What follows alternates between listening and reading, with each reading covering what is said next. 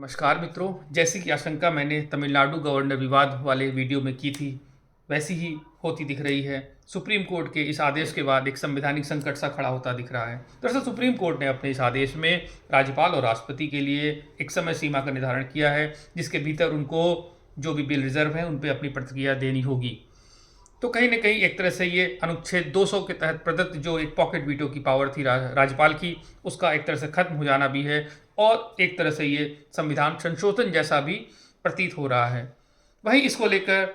उपराष्ट्रपति धनखड़ ने भी काफ़ी कड़ी प्रतिक्रिया दी है। उन्होंने अभी एक संबोधन में अपने कहा है कि राष्ट्रपति जो शपथ लेता है वो अन्य लोगों से, अन्य अधिकार जो प्राधिकारी है संविधान के रक्षक है उनसे अलग होती है, क्योंकि वो संविधान के संरक्षण, सुरक्षा और प्रतिरक्षण के लिए शपथ लेता है। तो उसके खिलाफ इस तरह का एक मैंडेमस जैसा आदेश जो कि लग रहा है वो नहीं होना चाहिए था। और उन्होंने साथ साथ ये भी कहा है कि अनुच्छेद 124 के तहत राष्ट्रपति जो नियुक्ति करता है अन्य जजों की, सुप्रीम कोर्ट और हाई कोर्ट के, वहाँ पे उसको चीफ जस्टिस से सहमति लेने की नहीं बल्कि सलाह, कंसल्टेशन का शब्द यूज़ हुआ है, इन कंसल्टेशन विद कहा गया है। तो वो एक सलाह की वहाँ पे व्यवस्था थी, लेकिन सेकंड जज केस में सुप्रीम कोर्ट ने इसका इंटरप्रिटेशन सहमति कॉन्करेंस के द्वारा करके अपनी शक्तियों को बढ़ाया है। साथ ही साथ उन्होंने कहा कि 142 अनुच्छेद का प्रयोग एक न्यूक्लियर मिसाइल की तरह हो रहा है जो लोकतांत्रिक शक्तियों के खिलाफ चलाई जा रही हैं, और जो सुप्रीम कोर्ट है एक वो सुपर संसद सी बनती दिख रही है। बहरहाल अभी दोनों तरफ से एक तरफ सकारात्मक पक्ष भी देखा जा रहा है कि ये संवैधानिक ढांचे को, एक फेडरल व्यवस्था को मजबूत कर रहा है ये केस, लेकिन एक पक्ष ये भी है, हमें दोनों ही पक्षों को एक सामंजस्य के साथ देखना होगा और ये सोचना होगा कि भारत की जो जनता है जिसका विश्वास इन दो विंग्स पर है, कार्यपालिका और न्यायपालिका पर, उसका भरोसा कायम रहे और उचित होगा इसका समाधान इस तरह निकले कि यह भरोसा कायम रहे, एक सहमति से हो तो बेहतर है। जहाँ तक पॉकेट वीटो की बात है, इसके पहले ज्ञानी जैल सिंह ने 1982 से 87 तक एक पोस्ट ऑफिस बिल आया था, उसका अपने पास उसको रिजर्व किया हुआ था, जो कि एक अपने आप में ऐतिहासिक मामला था। अनुच्छेद 142 के तहत जो शक्तियों का उपयोग किया है सुप्रीम कोर्ट ने,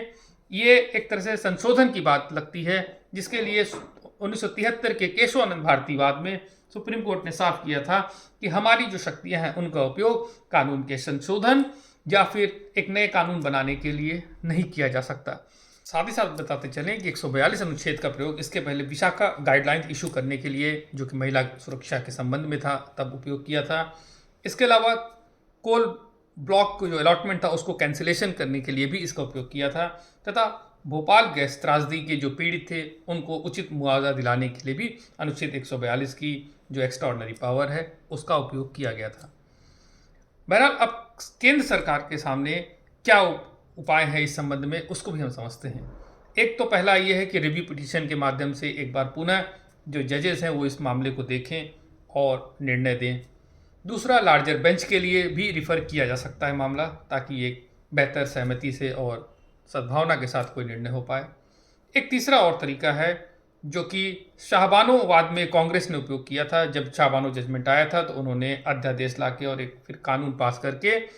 उसको निष्फल कर दिया था उस जजमेंट को। तो केंद्र सरकार इस पर भी विचार कर सकती है। तो ये हमें देखना होगा कि आगे ये क्या मोड़ लेगा, क्योंकि केंद्र और राज्य की जो टसल है जिस तरफ से बढ़ रही है, संघर्ष बढ़ रहे हैं कुछ राज्यों के साथ, उसमें ऐसे निर्णय का आना काफ़ी सेंसिटिव मामला बनता है। क्योंकि अभी हमने कुछ दिन पहले ही देखा, जब वक्फ कानून पास हुआ तो पश्चिम बंगाल की चीफ मिनिस्टर का साफ कहना था कि हम अपने राज्य में इस कानून को लागू नहीं होने देंगे। कल को अगर वो ऐसी ही कोई कानून बना के अपनी राज्य विधानमंडल दल से पास करा लेती हैं कि वहाँ पे कानून, वक्फ कानून, एक केंद्रीय कानून लागू नहीं होगा, और राज्यपाल और राष्ट्रपति इस आदेश के तहत मजबूर होकर इसको पारित करवाते हैं, तो फिर ये क्या रूप लेगा, ये एक अलग ही लेवल पे एक कॉन्स्टिट्यूशनल क्राइसिस की स्थिति क्रिएट होगी। तो मुझे लगता है कि अभी और गंभीरता से सारे पक्षों पर विचार करके एक आम सहमति से ही इसका हल निकाला जाना चाहिए। बहरहाल अब आगे देखना दिलचस्प होगा कि ये जो टसल है वो किस रूप में जाएगी, लेकिन ज़रूरी है कि इसका एक सकारात्मक हल निकले, ताकि भारत की संवैधानिक जो शक्तियाँ हैं उनमें एक सामंजस्य हो और वो जो संविधान की जो मूल भावना है वो सुरक्षित रहे, संरक्षित रहे। शुभकामनाएं।